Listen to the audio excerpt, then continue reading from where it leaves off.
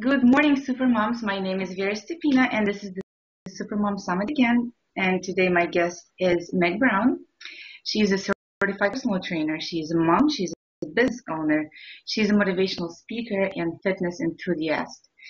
Since finally beating the battle of the bulge after having her son in 2010, Meg has developed passion for fitness and turned into a full-time career. And I'm really excited to have Meg with us today, and she's going to be answering some of my questions. Um, so, hi, Meg. How are you? Hi, thanks for having me, Vera. I'm good, thank you. Thank you for doing the interview. So, just to start with, can you please tell us a little bit about yourself and what inspired you to start doing what you're doing today? Sure. I think I sort of struggled with weight most of my life, without really realizing it. I didn't realize it was a problem until well into my early 20s, and then after I had my son, I put on a lot of weight, and it became a pretty significant problem. It became apparent to me that I was pretty unhealthy. So after I had him, I worked closely with a personal trainer and I entered into a bikini competition 2 years after he was born. And sort of from that, I developed a passion for fitness myself and went on to get my certification. And through that process, I created Weight Loss Rebels. Sorry, I've got a little bit of a cold.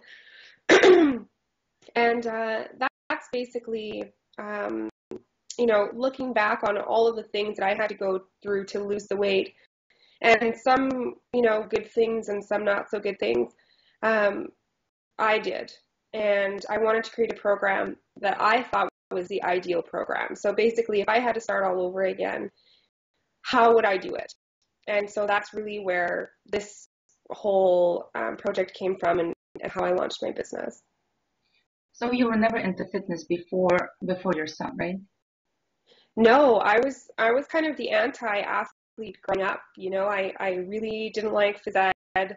I never really did the sport thing. I did a little soccer here and there, but I hated track and field. I didn't like running. I didn't like any of that stuff. So it really wasn't until I discovered weightlifting and going to the gym in my mid-20s that I developed a love for fitness. So I guess when you started your journey, you ran into a lot of fad diets, and there's so many things out there now. And you say on your website, you say that we're constantly being lied to by food industry, by pharmaceutical industry. Like, can you tell us a little bit more about that? Sure. Um, when it comes to the weight loss industry, everybody is trying to sell you on a secret because that makes money. People, these companies want you to believe that unless you buy their product, you're not going to be able to lose weight because there's some pill or some magical way of working out that is just way better than everything else. And unless you pay them for that knowledge, you'll never be able to figure it out. And the truth is fat loss essentially is a simple process. Now, just because something is a simple process doesn't mean that it's easy, but it requires a lot of patience. And I think that what happens is people like the fad diets because you get results really fast. But there's a reason for that, and it's because they don't last. They're not maintainable. Some of them are really low calorie.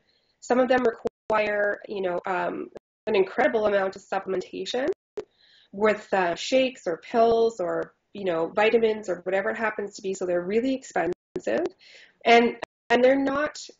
You can't integrate them into day-to-day life. I mean, a normal lifestyle is going to birthday parties on the weekend. It's going out for dinner here and there. It's making meals that the whole family will really love. And so if you're stuck to a super rigid diet that doesn't allow for those things to be integrated, then the likelihood that you'll stick with them is just non-existent.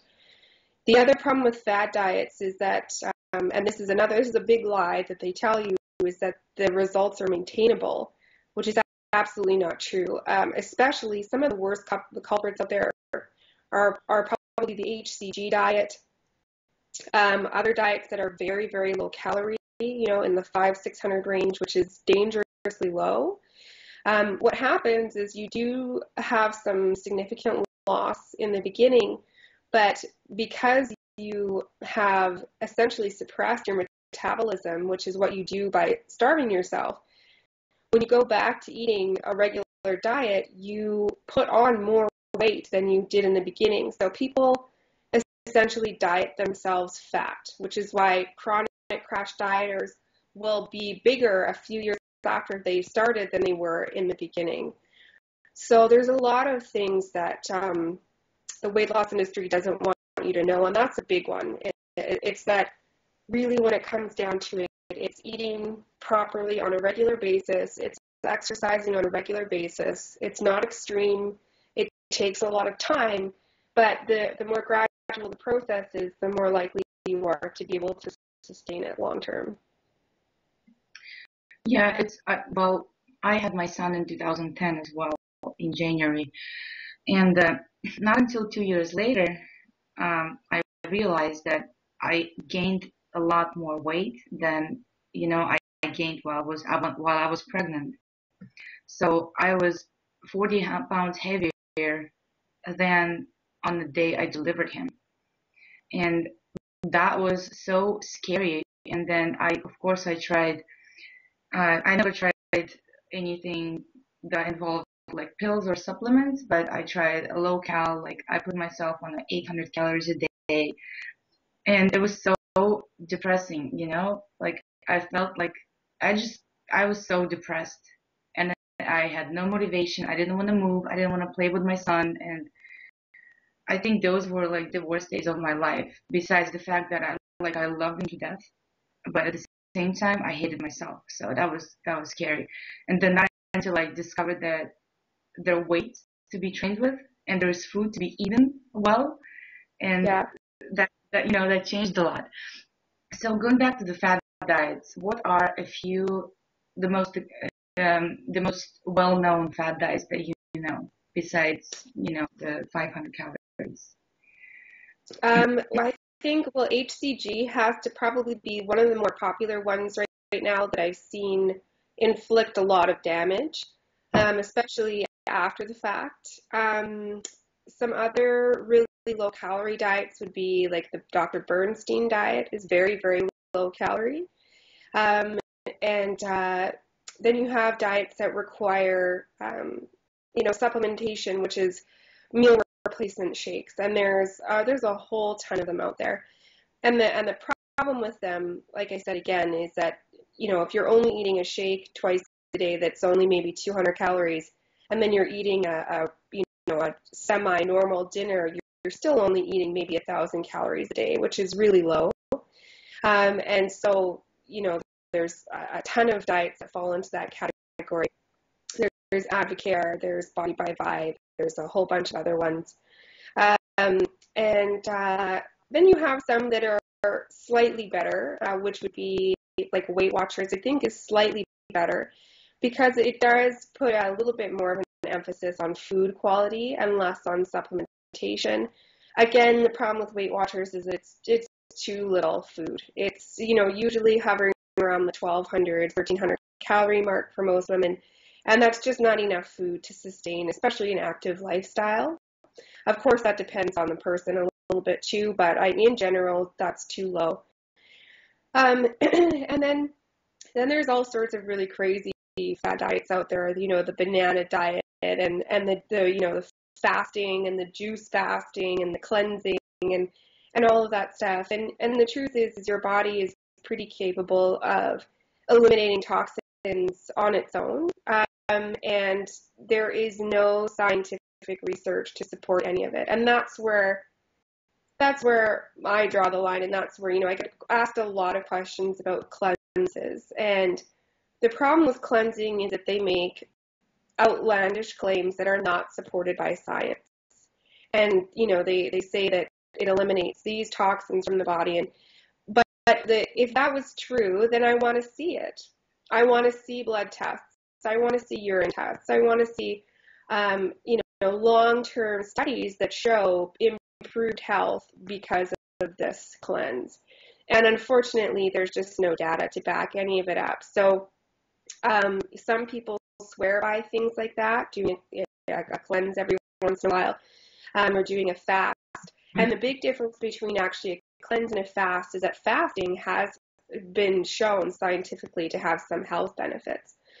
So there is, I think, a small argument for doing that, and obviously in very short periods. But people get a little carried away, I think, with the cleansing and the juicing.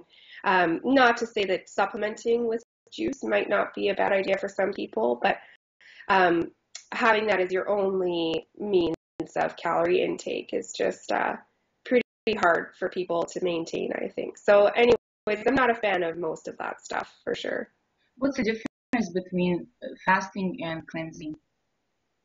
A fast means that you're not ingesting anything for a period of time other than maybe water. So it means you're essentially giving the digestive system a break from doing any of it. So there has been some studies that associate fasting with longevity and with a decreased likelihood of disease and all sorts of things. So and it's also been shown to have some positive effects as far as fat loss goes. And some people do what's called like an intermittent fast, which is where they eat in a short window of maybe 6 hours a day, and then the rest of the day they don't eat. And some people do a weekly fast, which means that for one 24-hour period they don't eat. And so, I mean, obviously that's pretty challenging for most of us, but for the people that can tolerate it, they've seen some positive health benefits. Like I said, there is some data there to back it up. Whereas a cleanse is generally something that's created by a company that involves taking any number of supplements at given periods throughout the day and certain shakes or certain juices or whatever happens to be. So you're still intaking some calories. A lot of the juice cleanses sometimes have a lot of fruit juice in them, which is full of sugar, so it can cause some irregularities as far as insulin goes and blood sugar levels, which can make you really irritable, and there's crashes and whatever throughout the day. So like I said, I'm not a huge fan of those either. Plus, they're very low calorie. So a cleanse is essentially something that's designed by a company that's marketed to eliminate toxins from the body and that sort of thing, with, like I said, with little to no scientific data that it actually does. So short periods of fasting, you don't ingest anything at all, and does have some scientific data to support its claims. Mm-hmm. Well, to add, to the list of the fad diets, there's this diet that was really popular in Russia when I was 15, 16, I can't remember. It was called a cabbage diet. So you have to eat everything cabbage for 2 weeks. There's like cabbage soup or something. And I don't know, I ate nothing besides bloating. I don't think I did like any other results, because imagine eating so much cabbage. Yeah, no, that sounds unpleasant. It's amazing what things people come up with. So yeah. So there's this trend, clean eating.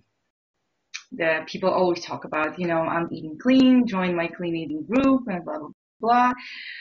In your opinion, what is clean eating? Is there clean eating? Why are some foods dirty, and why are some foods clean? And what's behind this? I think the idea behind clean eating isn't necessarily a bad thing. I think in general it means to avoid highly processed foods, to eat most of your calories from whole sources, lots of fruits and vegetables, avoiding packaged goods and lots of sugar, and I think that's where the idea comes from.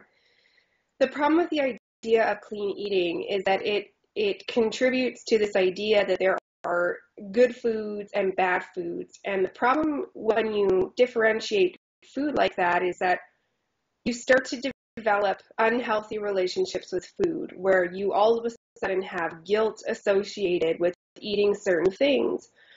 So what I find ends up happening is when people get too much into this, quote unquote, clean eating mentality, they, will be eating a certain way all day long, and then maybe they'll have a muffin or a piece of bread or something that they consider, not clean, and it derails their sense of well-being and their diet and their program for the rest of the day, or maybe even days afterwards, because of the guilt associated with eating that food. And I mean, essentially, once your body has broken down at any particular food, the things it's most concerned about is carbohydrate, fat, and protein, and then of course your micronutrients. So really, whether you eat a bowl of rice pasta or you have a piece of bread, after it's digested, your body is essentially pulling the same, macronutrients from that piece of food. So the idea that one is good and one isn't is scientifically not really that accurate.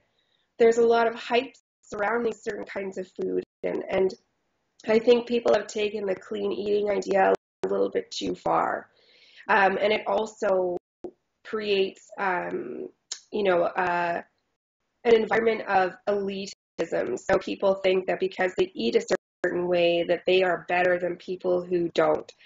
And so I think from that and from that frustration with the clean eating has come a new school of thought, and that's flexible dieting. And so people are, instead of, depriving themselves all week long and then binging on the weekend on bad food or denying themselves altogether, you incorporate treats on a more regular basis so that you avoid those feelings of deprivation.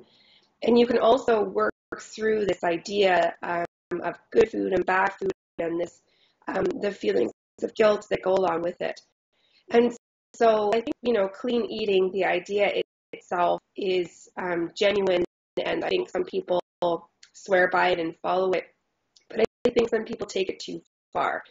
And that's where problems arise, and people develop disordered eating habits, orthorexia, all of these other issues associated with these labels that we put on good food and bad food. So you follow a flexible dieting approach? Yes, yeah, for sure.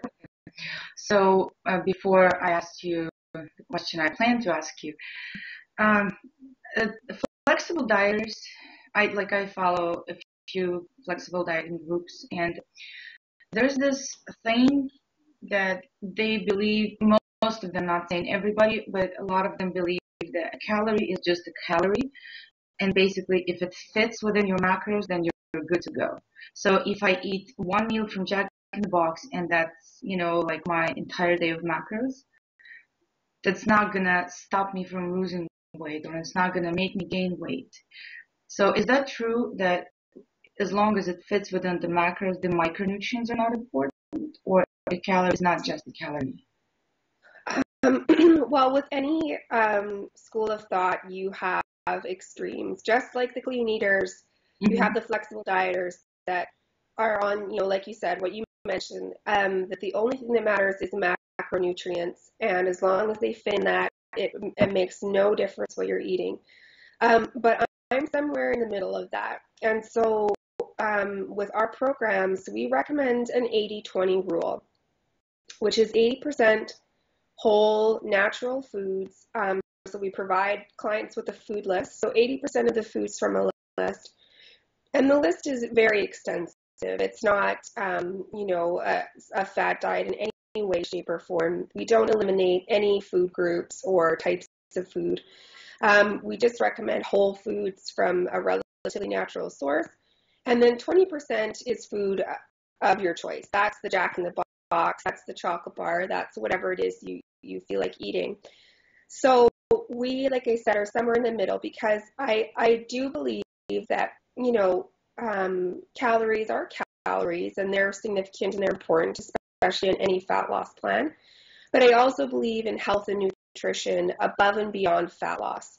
And so that's where we have to be considerate of micronutrients and vitamins and making sure that we're getting the nourishment that we need to function. And if you're eating food that, is consistently devoid of of those micronutrients and those essential nutrients, then there might be other health implications involved. So I think it's important to take a well-rounded approach to fat loss. And sometimes I think people focus so much on fat loss that what we're really striving for here is overall health. And so that's why those things are so important. So you mentioned both you and I mentioned macronutrients and micronutrients, and I don't think everybody even knows what those words mean.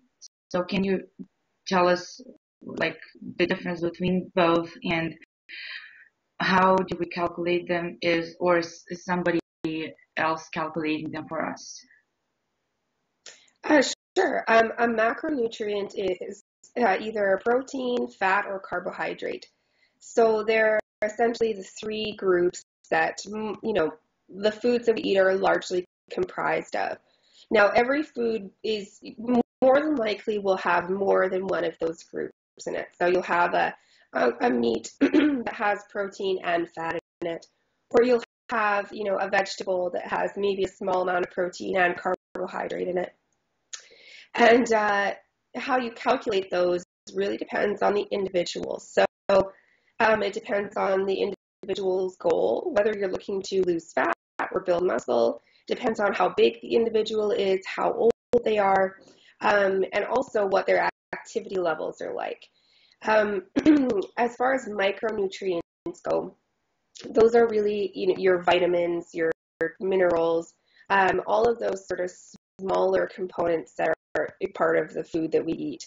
And really, honestly, I prefer to get most of those from food versus supplementation. I think if you're eating a well-rounded diet with a lot of fruits and vegetables and it's pretty well varied, you don't have to worry too much about it unless there's a medical concern and your doctor has recommended some additional supplementation. So that I think you need to worry about a little bit less. Like I said, as long as you're eating a relatively very natural diet, you should be totally fine. And as far as calculating those, people can calculate those levels on their own. The tricky part is that everybody does them a little bit differently, and like I said, it really depends on your goals.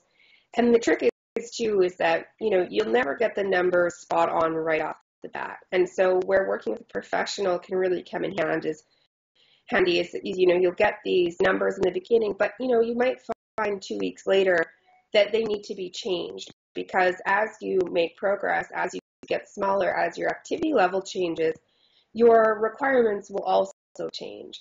And so being able to be flexible and understand how each of those macronutrients affects the body really helps you maximize your results. And so if you're somebody that has a relatively good understanding of macronutrients, you can start out with a number and then change that sort of as you go along. But if you really aren't sure about it, then definitely I recommend trying to find a professional that will give you those numbers and sort of help you tweak those along the way. Mm-hmm. So let's say, can you give us like a rough example? Let's say Maria is an average woman. She's 150 pounds, 2 kids, 30 years old, somewhat active. Let's say she does weights 3 times a week, not heavy, and she does a couple of cardio sessions per week, and she wants to lose, let's say, I don't know, like 3 or 4% body fat. So lose some body fat. Like, what would her macros look like, approximately? For something like that, I would, if she's weight training, I generally split it into 2 categories. So there's 2 sets of macronutrients. One is for a rest day and one is for a workout day. The reason being, on workout days, you have a much higher capacity to use carbohydrate than you do on a day that you're relatively sedentary. So I like to explain carbohydrates to people in the sense that they are muscle and workout fuel. So on the days that you are more active, eat more, and on the days that you're less active, eat less. So I would have 2 sets of macronutrients for both of those days. Now, for protein, I generally recommend about a gram per pound of body weight as a general rule. Now, for people that are, maybe over 200 pounds, eating 200 plus grams of protein a day is very challenging. So we'll generally max it out in the 180 to 200 grams per day range. And then your fat is essentially your protein in half. So if you're having 180 grams of protein per day, then your fat grams is generally around 90 per day. Now, where working with a professional can really come in handy is the carbohydrate, because there's a couple of different factors here. First of all, how aggressive do you want your plan to be? That will determine how many carbohydrates you're eating. Also, the intensity of exercise and the kind of exercise will determine how many grams of carbohydrate to eat per day. And also, it varies dramatically from person to person.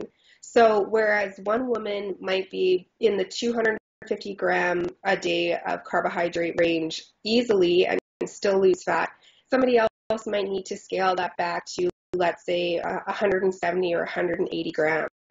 So it really, really depends on the person, and it really depends on their tolerance for it. So yeah, I mean, like I said, I think everybody can sort of start out on their own as long as they're willing to be patient and sort of play with those numbers.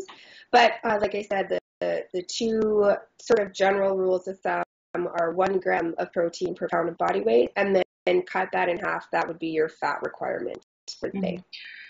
It's sometimes I tell my clients, this is how much fat you're supposed to be eating, and they look at the number and they think I'm crazy because they say, how am I supposed to eat 70 grams of fat? That's gonna make me fat. And I'm like, no, that's not gonna make you fat. And even personally, what you said about carbs, that is so true because at first, when I was over 200 pounds, I was eating about 125 grams of carbs every day. And I didn't lose fat as fast. And then I actually lost some weight, but I raised my carbs up to 175 grams of carbs. And I started losing fat faster. So, it's, I guess, unless you understand a little bit more about the science and about how your body works and how it uses the macronutrients, for a lot of people, it just doesn't make sense because most people believe that the less you eat, the faster you're going to lose weight. And it's so hard, to break this rule or this stereotype. Absolutely. One way that I like to explain that to people is people accept without question that you need to drink a certain amount of water per day. And if you don't drink that water, your body has a tendency to retain water because you're not drinking regularly enough. So your body essentially compensates for the fact that you're not intaking enough hydration. And food is pretty close to that same process. If you start significantly denying yourself food, at some point your body will start creating food stores for you because it knows you're only going to be taking in 700-800 calories the next day. So what it's going to do for survival is slow your metabolism a little bit and start to preserve some of those fat stores so you can essentially live longer. It's a survival mechanism. So, getting enough water and getting enough food are both essential to optimal health. And like you said, people think that you need to starve yourself in order to lose weight. And of course, you need to be operating in a little bit of a deficit, but it doesn't need to be extreme. In fact, the extreme calorie deprivation slows your progress down more than anything. So it's finding that right balance of a little bit of a deficit, but then again, eating enough so that you can sustain fat loss. Yeah. Do you think it's harder for a woman who had kids to lose weight compared to somebody who never had kids before? I think that really varies from woman to woman. Some of us are more genetically predisposed to, being a certain body type for childbearing. And the truth about pregnancy and breastfeeding is that fat stores are essential. They're essential to create breast milk. They're essential to sustain the baby during pregnancy.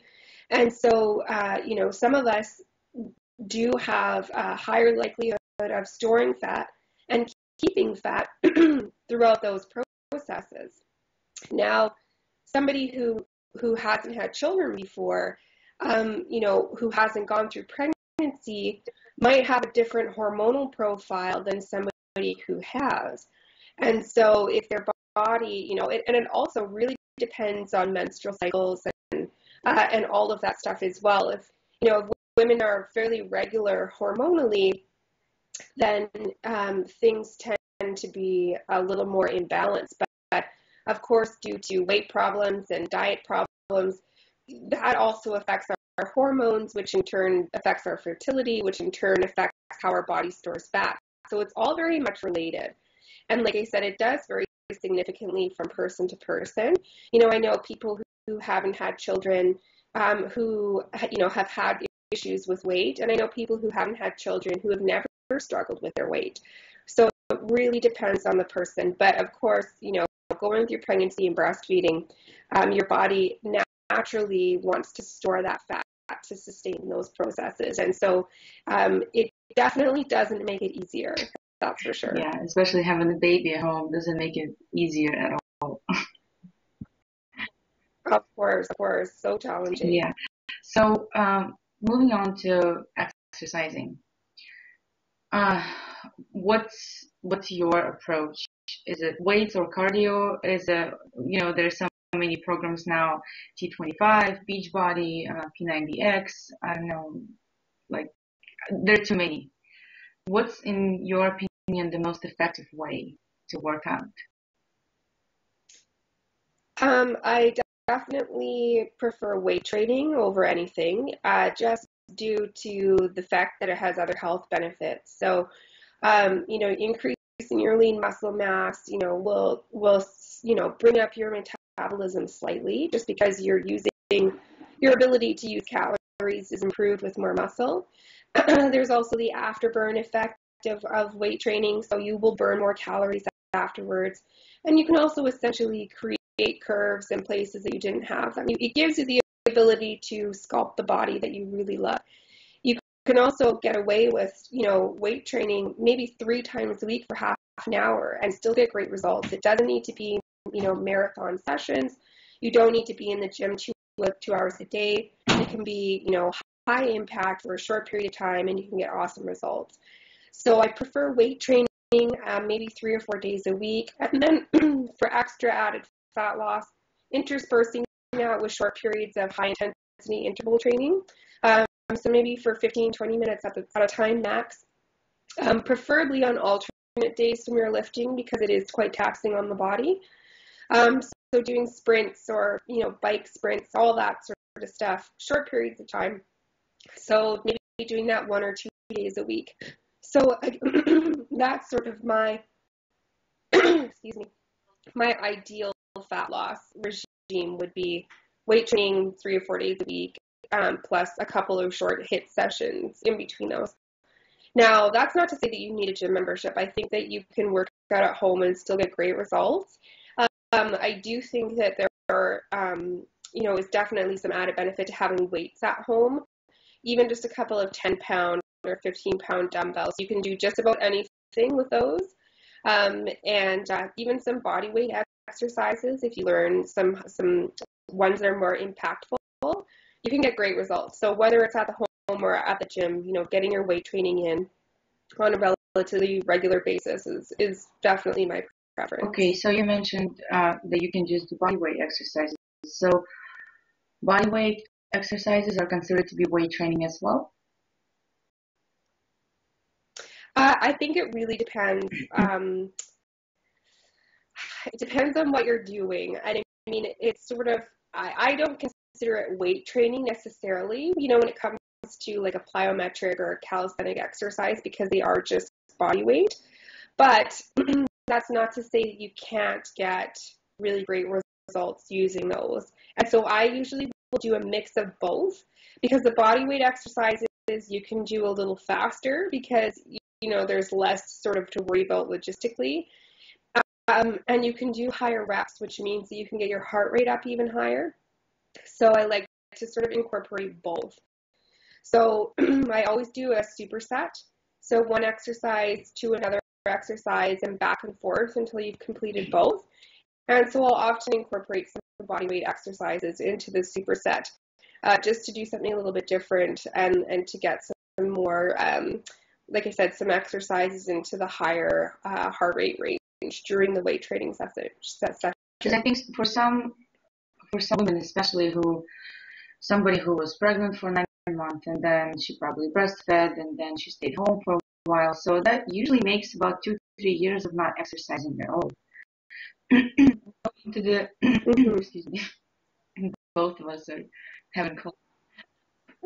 So it's for some of them it's intimidating to go, and start something with weights, like a routine with weights, because most of them just don't even know what to do, and just doing a simple bicep curl or like, I don't know, something like that, it's not going to really change much. So like, I think for some of them it's maybe easier, maybe it's more comforting to start with something just body weights, like, body weight squat, or try to do push-ups on, from the knees, or something like a plank or something like that.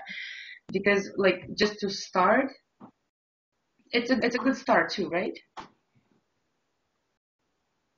Absolutely. And I think that, any exercise is good exercise. And if you're just, if you're just starting out with weight training and you're not comfortable jumping into a weightlifting routine, then absolutely a body weight routine is the way to go. It's, generally you can do it with little to no equipment. You can still get some good results. And then you can sort of gradually build up and increase until you can start lifting the heavier weights.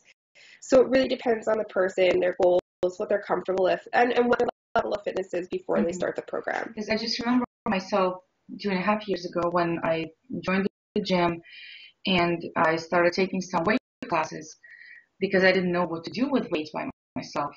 And I used to have, I had to use 2-pound dumbbells to do shoulder exercises, because like, even those were, challenging for me.